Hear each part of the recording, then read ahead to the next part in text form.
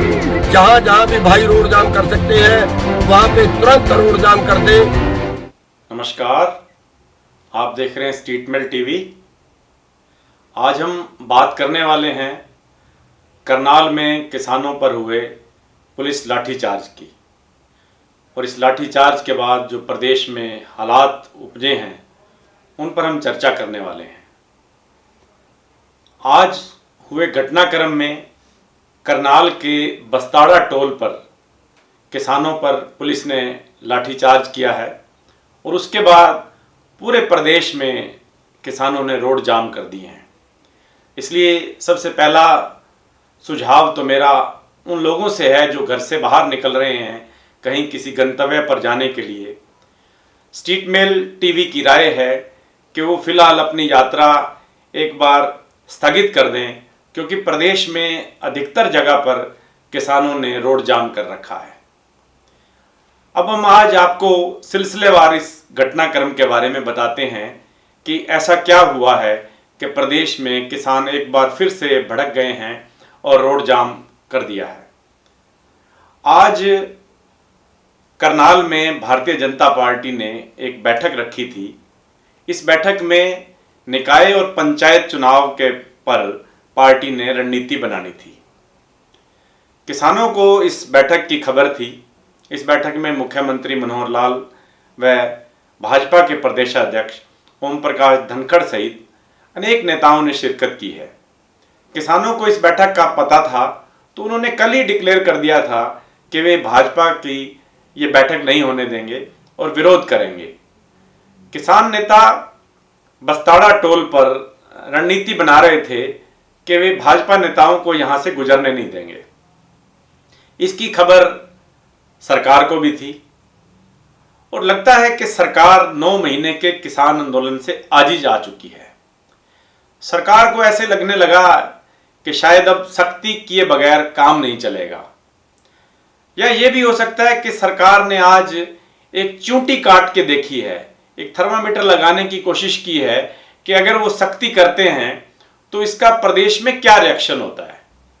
इसलिए बस्ताड़ा टोल पर काफ़ी पुलिस फोर्स को तैनात किया गया, और बाकायदा ड्यूटी मजिस्ट्रेट ने वहां डिक्लेयर किया कि यहां धारा 144 लग चुकी है, आप सभी टोल को खाली कर दें ताकि वाहनों का आसानी से आवागमन हो सके। कई बार माइक पे अनाउंस करने के बाद लास्ट वार्निंग दी गई ड्यूटी मजिस्ट्रेट के द्वारा कि आप यहां से चले जाएं, लेकिन किसानों के लिए तो ये एक आम बात थी। उन्होंने सोचा कि ऐसी वार्निंग तो उन्हें आए दिन मिलती है और पुलिस कोई बीच का रास्ता निकालकर वाहनों को निकलने देगी, लेकिन आज पुलिस कुछ और ठान के आई हुई थी। ड्यूटी मजिस्ट्रेट के आदेश के बाद पुलिस ने रोड जाम कर रहे किसानों पर दनादन लाठियां बरसाई। किसान आगे आगे थे, पुलिस पीछे पीछे थी। कुछ जगह से पथराव की खबरें भी हैं। किसानों को काफ़ी चोटें आई हैं, कुछ पुलिसकर्मियों को भी चोटें आई हैं। अभी भी वहां पर हालात तनावपूर्ण बने हुए हैं, किसान भी डटे हुए हैं और पुलिस भी डटी हुई है। लेकिन इस खबर की सूचना जैसे ही भारतीय किसान यूनियन के अध्यक्ष गुरनाम सिंह चढ़ोनी को मिली, तो उन्होंने वीडियो जारी करके सभी किसानों को आह्वान किया कि वे प्रदेश में जितने भी टोल हैं और जहां कहीं भी टोल के आसपास और प्रदेश के आसपास लगते प्रदेशों में भी रोड जाम किया जाए और अगले आदेश तक रोड जाम रखे जाएं। आइए पहले गुरनाम सिंह चढ़ोनी की जो उनके द्वारा बयान दिया गया है और जो आह्वान किया गया है वो सुन लेते हैं। साथियों, मालूम हुआ है कि करनाल के अंदर जरूरत से ज्यादा क्रूरता पे सरकार उतराई है और वहां पे इकट्ठे भी नहीं होने दे रहे हैं, और वहां पे आर्डर दिया गया है कि जो आता है उसको लठ मारो। करनाल के अंदर आज मुख्यमंत्री का प्रोग्राम था, तो हमारे लोग बस्ताड़ा टोल पे जो करनाल से करीब 15 किलोमीटर दूर है वहां पे इकट्ठे हो रहे थे। वहीं पे जाके पुलिस ने उनको घेरा है और बहुत बुरी तरह से लाठीचार्ज किया है। साथियों, ये पुलिस की गुंडागर्दी है, सरकार की गुंडागर्दी है, और इसका हमें डट कर मुकाबला करना है। मेरा अनुरोध है सारे हरियाणा के भाइयों से, और हरियाणा के क्या उसके साथ लगते प्रदेशों के भाइयों से मेरा अनुरोध है कि जहां जहां भी आप रोड जाम कर सकते हो, सभी टोलों पे या उसके अलावा जहां टोल नहीं है, जहां टोल दूर है, जहां जहां भी भाई रोड जाम कर सकते हैं वहां पे तुरंत रोड जाम कर दें। गुरनाम सिंह चढ़ूनी के इस बयान के बाद पूरे प्रदेश में आग भड़क उठी। किसानों का गुस्सा उफान पर आ गया और किसानों ने यहां जहां उनका बस लगा सभी जगह पर रास्ते जाम कर दिए हैं। पूरे प्रदेश में अगर हम एक NH1 को छोड़ दें और उधर से रेवाड़ी गुड़गांवा के एरिया को छोड़ दें, इधर पूरे हरियाणा में जहां से भी देखिए आपको हर जगह से खबर आ रही है कि रोड जाम कर दिया गया है।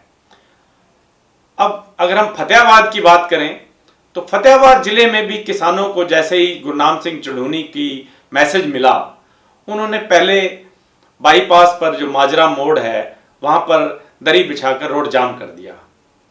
उधर किसान संघर्ष समिति के लोग मनदीप नथवान के नेतृत्व में उन्होंने रतिया मोड़ पर जाम लगा दिया।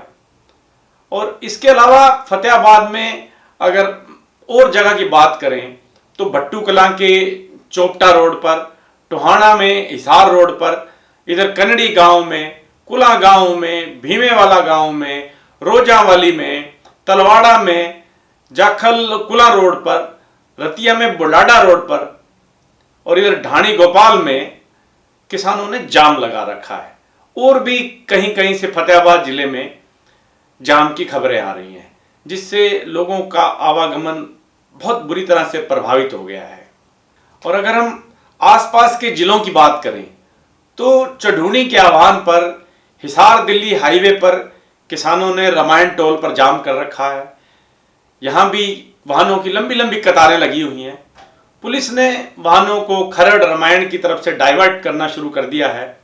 करनाल में जींद चौक, बस्ताड़ा टोल, निसिंग, जलमाना गांव में जाम लगा हुआ है।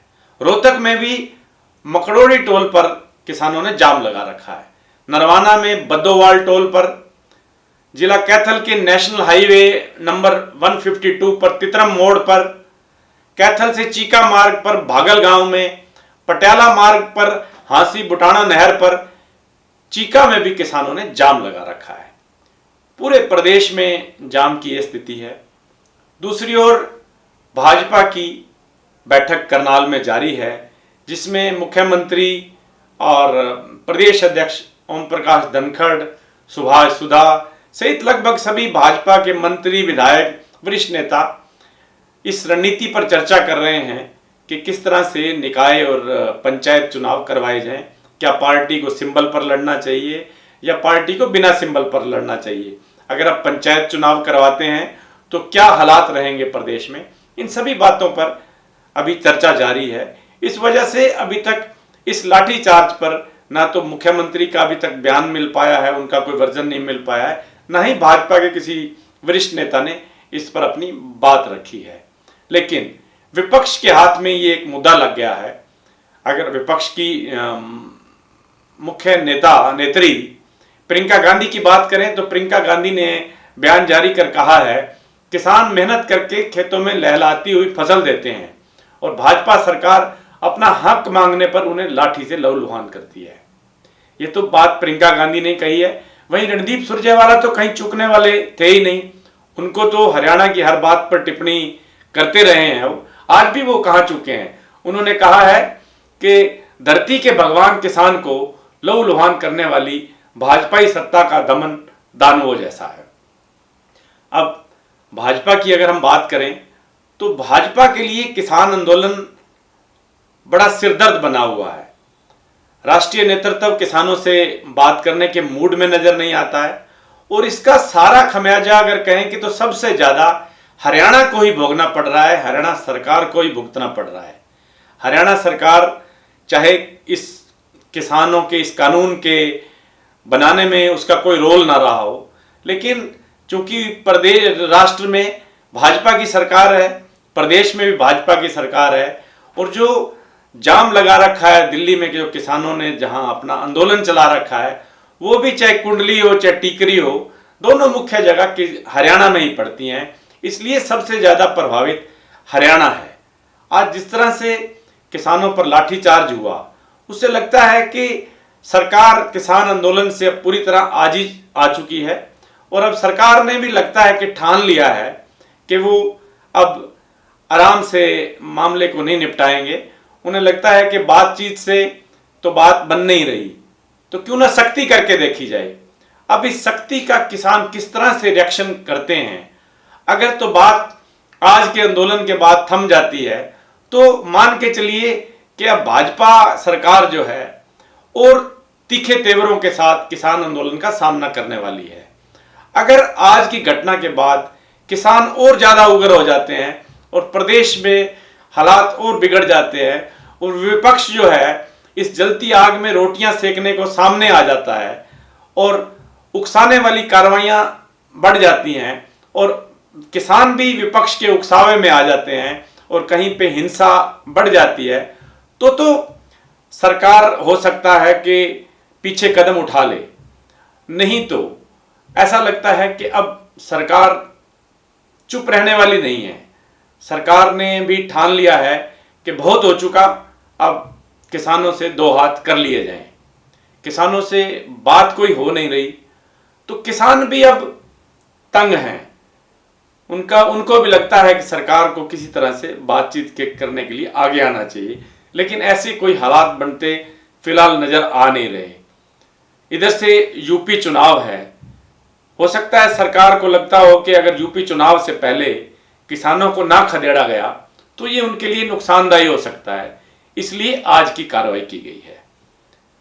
आज के लिए बस इतना ही।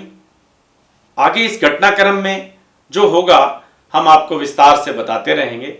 यदि आपने YouTube पर स्ट्रीट मेल टीवी को सब्सक्राइब नहीं किया है तो प्लीज़ हमारे इस चैनल को YouTube पर जाकर सब्सक्राइब करें, ताकि हम आपको समय समय पर हर अपडेट देते रहें। नमस्कार।